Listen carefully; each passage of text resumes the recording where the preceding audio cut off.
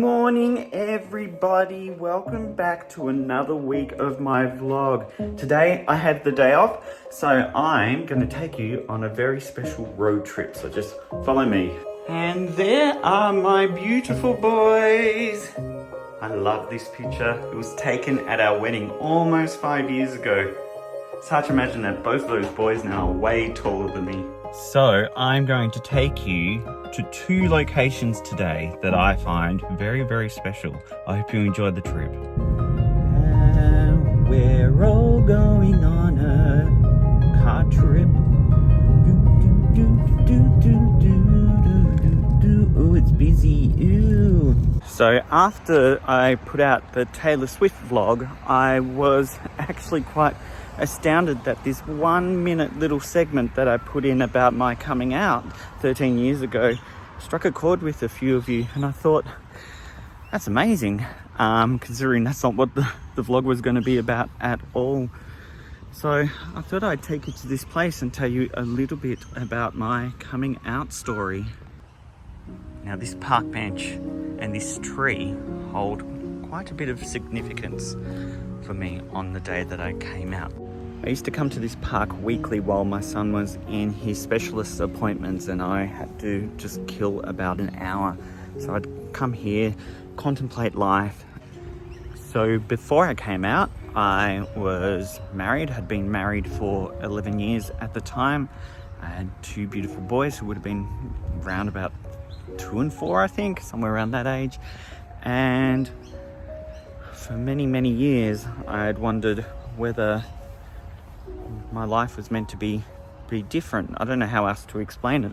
I just assumed I was going to grow up, have a family, buy a house, have kids. And that's what I did, because it's kind of what society told me that was meant to happen. So growing up, I didn't have any gay influences in my life. Yeah, I like Madonna music, but there was no one in my life that I knew really who was gay, that I was close to. And it got to a point where I knew I couldn't continue the way that I was, and I was terrified by it.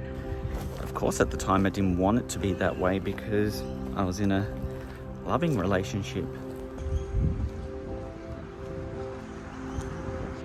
And there was one moment, and it was 3 months before I came out, and I was sat home, sitting on the couch with a glass of wine, and my wife was next to me, and we were watching a Glee, and there's this moment in the episode where Jonathan Groff and Lea Michele sing Hello. And I distinctly remember when Jonathan Groff started singing, and the way that he would look at Lea Michele in that episode, I could not stop staring at him. The world actually just froze for those 3 minutes or 2 minutes that song was playing. And I distinctly remember at the end, once the song had finished, quickly looking over to my wife and just check that she hadn't seen me just gobsmacked at how beautiful I thought this human was. And from there, that's kind of what started the ball rolling for me, thinking, I can't keep doing this, I can't keep living this way anymore. So I would often come to this park when my son was having his specialist appointments, and I would just think and pace and walk, and I would often come to this park bench, and I would just sit here and just think about what I wanted to do, what I was going to do. And one day I took the courage and came out to her. About 3 months later, my wife had gone away on business, and I used that time to really think about what I wanted to do. And I decided then that when she came back, I needed to tell her what was going on. And so when she came back, we sat down and we had a chat, and I said, I'm gay. This magpie keeps freaking me out to go away. And on that same day, my son still had a specialist appointment, so I took him and laid in this park again, right on this bench, and felt relief like I had never felt before. And so I looked up at this beautiful tree and I took a photo to remind me of the day that I came out. Okay, I'm going to get up and keep walking.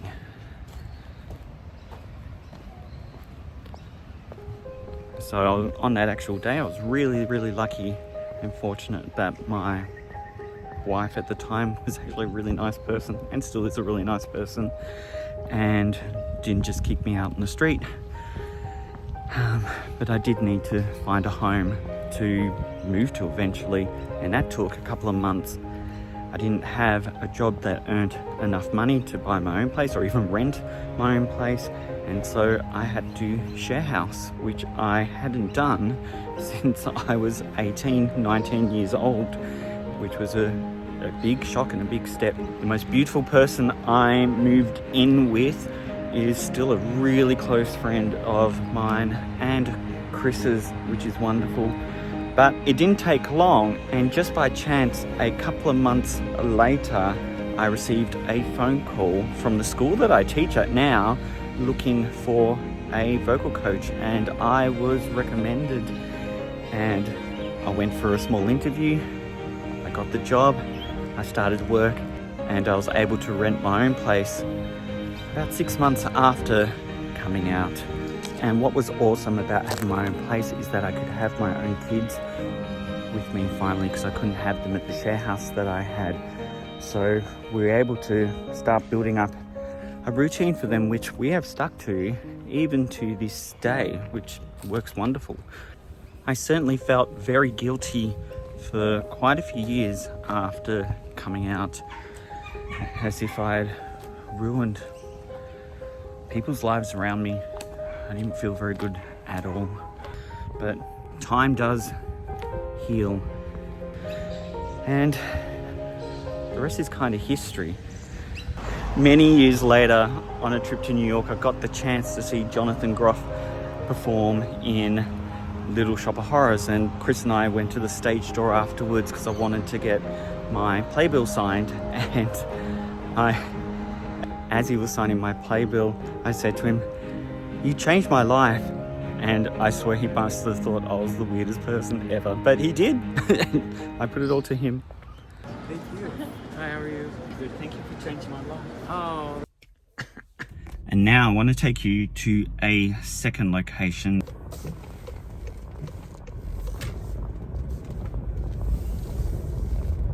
Okay, I'll see you there. Let me just continue the story from earlier on. So once I had gotten my own place for a couple of years, met some guys, was in one serious relationship that turned out to be really quite awful. And then I met who will be the man of my dreams. This second location is very special to Chris and I. We are in the suburb of Rowville, which is about 30 kilometres southeast of the city of Melbourne. And here we are at what is known as Stamford Park. I don't know if you can see that. There you go. And the reason why I'm bringing you to this place is that it has this really beautiful old homestead that was built in 1882 by the Rowe family. And this place has a bit of significance for both Chris and I.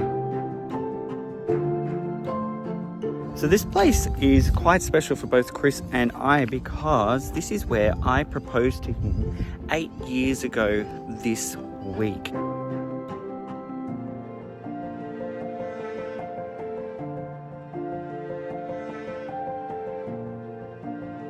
So this homestead was originally built for the Rowe family, who played a really big role in this area's history. And the house served as both a gentleman's residence and a centre for social gatherings. So as I understand it, that the house reflected an era of affluent lifestyle and cultural significance according to the internet. So for many years this place remained empty, and it had its restoration happen over the last sort of 10 years, and it's now turned into a cafe and a restaurant, and you can have special occasions here. But before that, while it was being restored, a friend of mine had access to the place, and so I thought it was a lovely place where I would propose to Chris. So here's a little bit of footage of it, and I'll speak about what happened on that day. So, March 6th, 2016 was the big day for the proposal. I was nervous, but I was never more ready for it.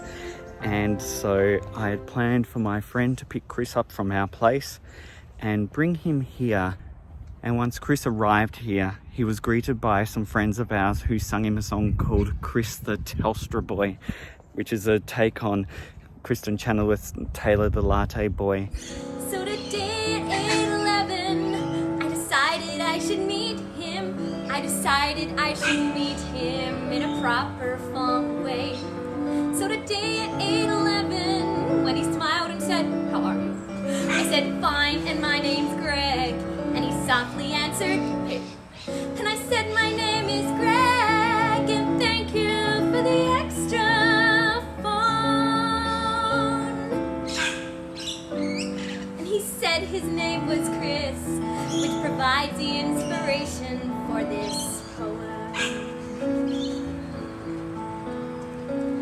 Chris the Telstra Boy, bring me data, bring me joy.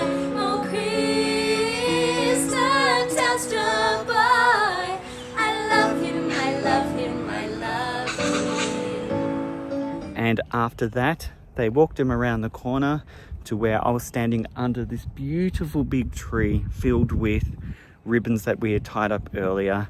And I got down on one knee and I proposed to him, and he said yes. Woo! And the rest is history. Yay!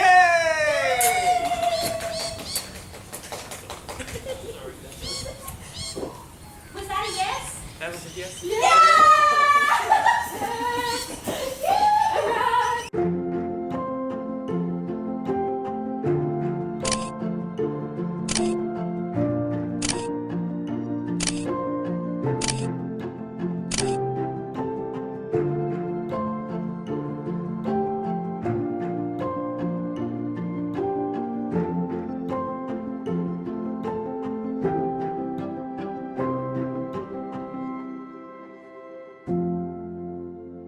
And once again, thank you for watching my vlog. This week's been a bit of a different week than my previous ones, but if you could like and subscribe, even leave a comment, I'd love to hear from you.